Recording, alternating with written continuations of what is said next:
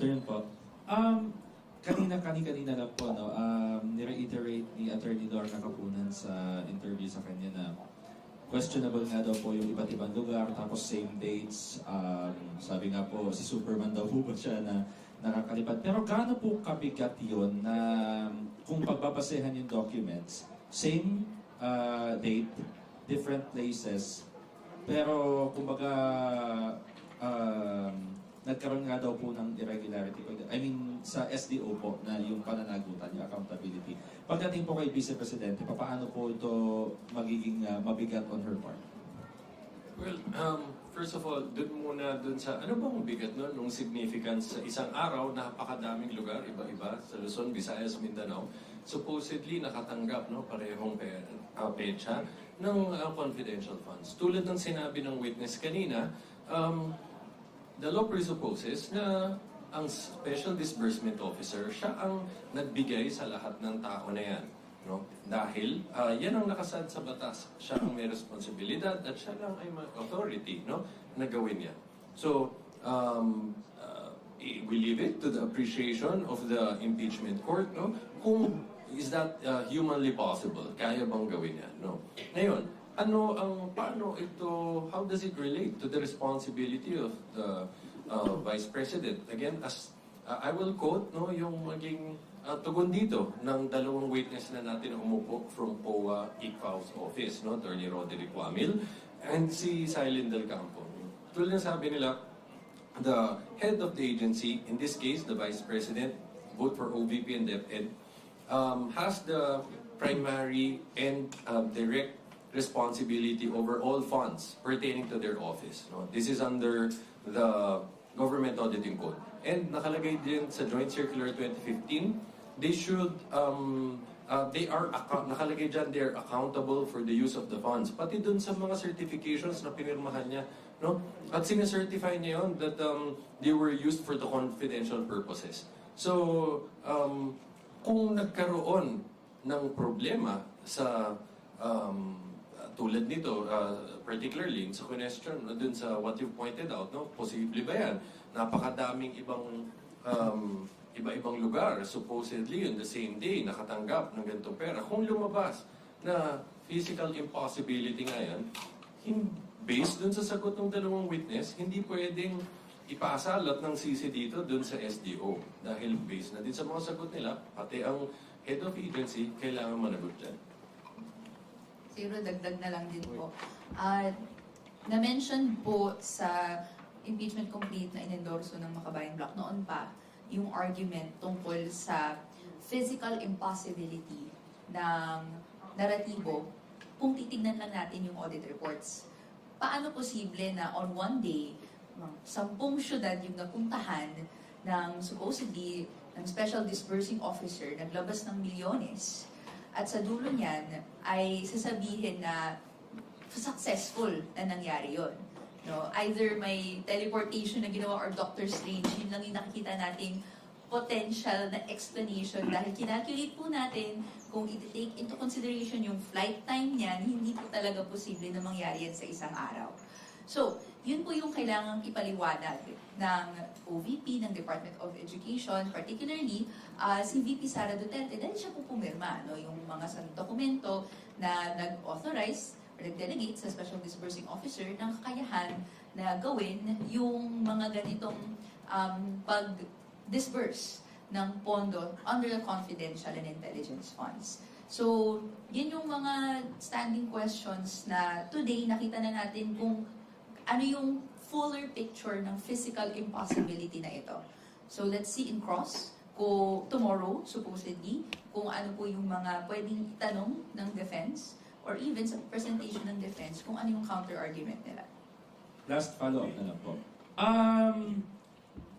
Do you think sa pagharap ni Gina Acosta, ni Edward Fajardo, and possibly kung sina Colonel La Chica or Colonel Nolasco, i-affirm po ba nila yung mga lumabas sa pagdinig ngayon, or kung hindi man po, ano yung magiging implication kung sakali pong babawiin or sasabihin na hindi maalala or may iba po silang sasabihin na taliwas po sa mga lumabas doon?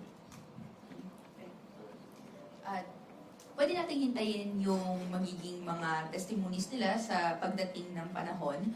But it's a tough spot to be in, di ba? Dahil on the one hand, you have yung admissions nila during the Quadcom hearings na may dinelegate daw silang ibang tao na gawin yung disbursement na hindi po sang-ayon sa Joint Memorandum Circular na dito po yung rules sa kung paano maghawak ng confidential and intelligence funds.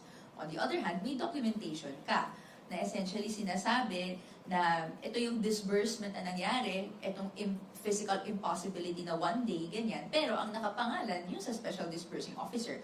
Wala naman pong documentation ang SDO na sinumite na ito yung mga pangalan na dinelegate niya kung sinong pwedeng maghawak at maglabas ng ganitong pera. So, ano ngayon yung paniniwalaan natin? Yun yung dapat na tunghayan nating sagot ng SDO at kung sino man yung tawagin, including po no, yung members ng VP Security Group, sila Colonel Nolasco and La Chica, kung ano po ba yung explanation na acceptable sa taong bayan, di ba? Kung bakit ito yung lumabas na anomalya. We'll also try to answer it in a safe manner para hindi tayo mapagalitan din no, ng sub-judice. So,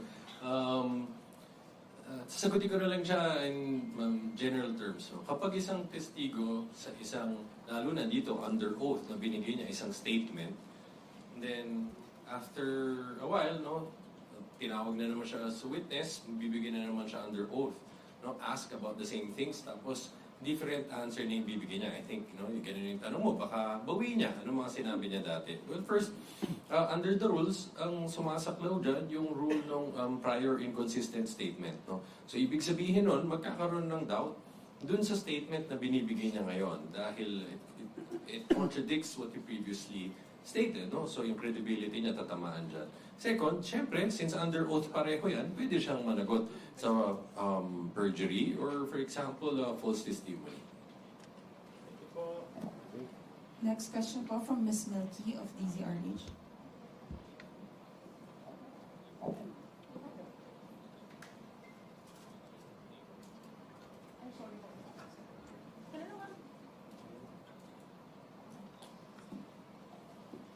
Good afternoon, Attorney Tolosa and Kong Reneco.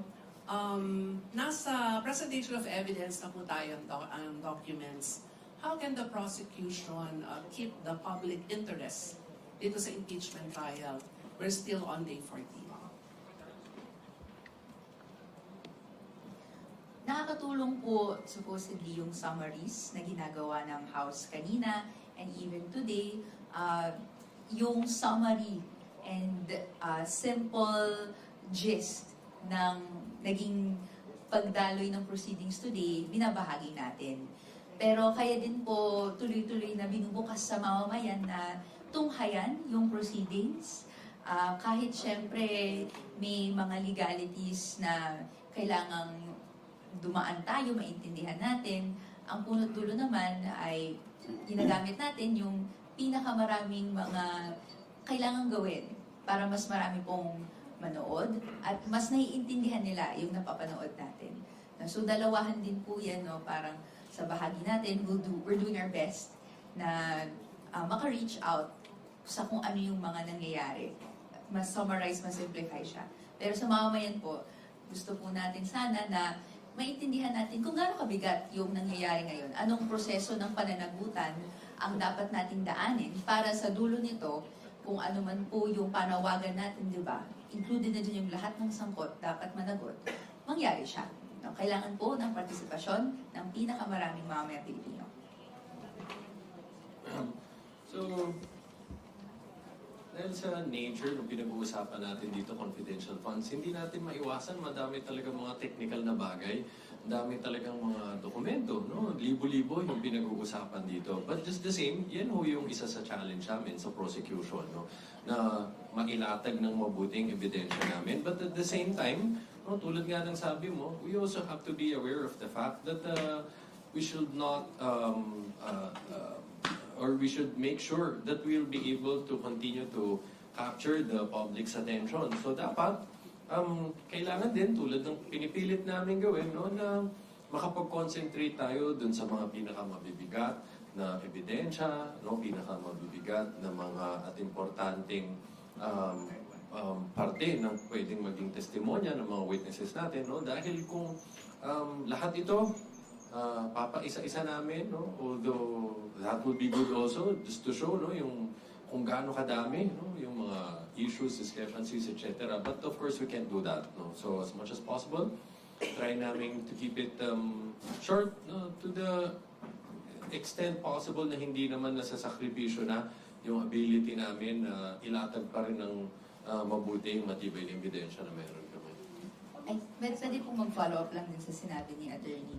Kasi tama no na focus tayo sa mabibigat na ebidensya. And today, may nilabas tayong mga mabibigat na ebidensya. No, yung mga acknowledgement receipts, thousands po yan. Pero meron pong iilan na pinakita kasi dito po nakita yung worst of the discrepancies. So, una po, no, yung fact na lahat po ng sinumite, acknowledgement receipts, tas walang official receipts. Lahat po ng mga sigurong may hawak na businesses or sari-sari store o kaya kung ano mang negosyo, alam yung importance no, na makakuha ka ng official receipt or mag-issue ka ng official receipt at may limitasyon yung bigat at importansya ng isang acknowledgement receipt. So, una yon, no?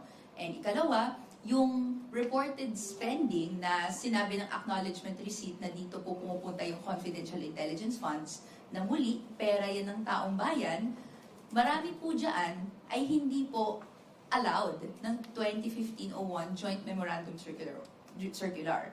Diba? Yung medicine o kaya yung rentals, hindi po yan allowed ng rules. Pero yun po yung reported spending anyway sa acknowledgement receipts. Tapos ikatlo, nandiyan yung pangalan, no? Napakadaming irregularidad, hindi maintindihan, ma-explain kung bakit yan yung mga reported names. We're yet to hear an explanation regarding that. And then itong ang last one, ito yung mas clear picture na na-paint today, yung physical impossibility ng pag-disburse ng napakaraming pera, milyones, na sana pumunta sa serbisyo natin, but nonetheless, ito po ay pumunta sa hindi allowed na spending, no? By a timeline that for all intents and purposes, hindi natin makitang kaya ng isang tao na sumasakay lang ng isang eroplano. So, yun po yung kahalagahan ng araw na to at ng ebidensyang na ihayag sa ngayong araw. Last na lang, Kong, Rene, and Attorney Tolosa, kino-consider ng Senate Impeachment Court na ilipat sa hapon yung oras ng impeachment trial. Makatulong ba yung mas mahaba na pagdinig para mas ma-implicit na ebidensya at mas papakinggan ng publiko yung paglilitis? Marami pong salamat.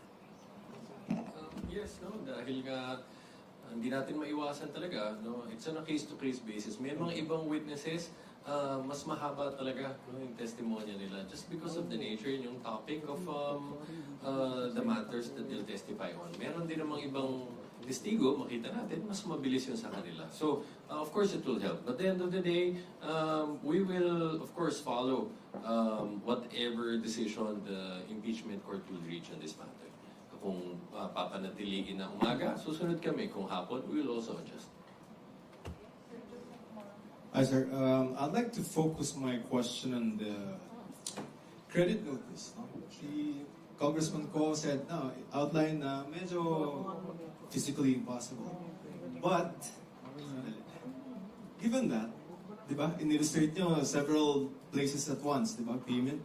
But despite that, the COA, according to Saline, gave a credit notice, which basically means that the auditing, in terms of auditing, they passed. No? How do you reconcile that na medyo weird yung payments, but then the COA issued a passing mark? Just to... In answering that question, I'll have to confine the response to the answers already given by the witness.